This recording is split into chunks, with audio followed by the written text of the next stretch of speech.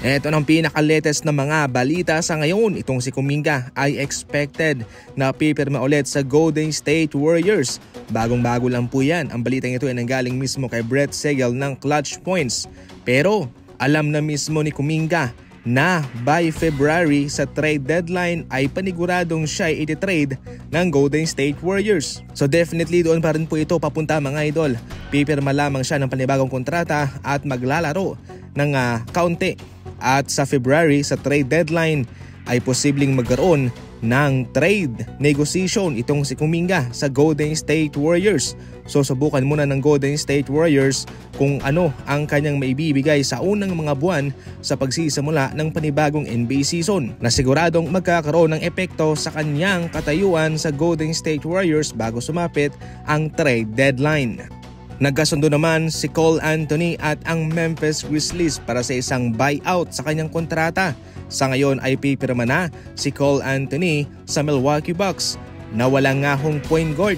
Bago pa lamang itong si Cole Anthony sa NBA pero kahit paano ay magaling na point guard na siya at maasahan naman kabilang siya sa mga nagbigay ng solidong kontribusyon sa naging matagumpay na NBA season ng Orlando Magic. Ngayon nasa Milwaukee Bucks na ito kung sila'y magdedepende na totally kay Cole Anthony o sila'y kukuha pa ng panibagong veteran point guard at gagawing second option na lamang si Cole Anthony. Pumapag-ibig na nga itong si Klay Thompson, kumpirmado na mga idol sa isang post niya sa Instagram. Etong si Megan Stallion.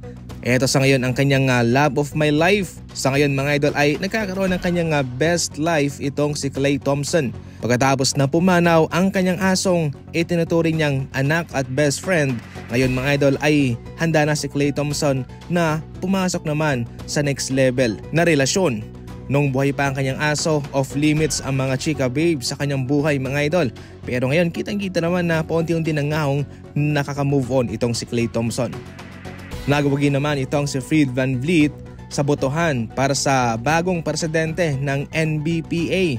Ito po yung asosasyon ng mga manlalaro sa liga. Ang trabaho po nito mga idol ay pangunahan ang kanilang asosasyon na naririnig din po yung kanilang karapatan bilang isang manlalaro sa liga at siguraduhing patas lamang ang nangyayaring kalakalan sa NBA at sa mga manlalaro. Natapos na ang kontrata ni CJ McCollum sa loob ng 4 na taon.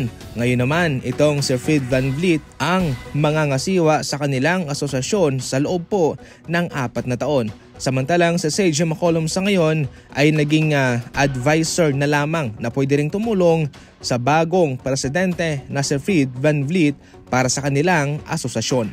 Yan lamang sa ngayon ang ating mga bagong balita and updates mga idol sa NBA. Maraming salamat po sa panonood.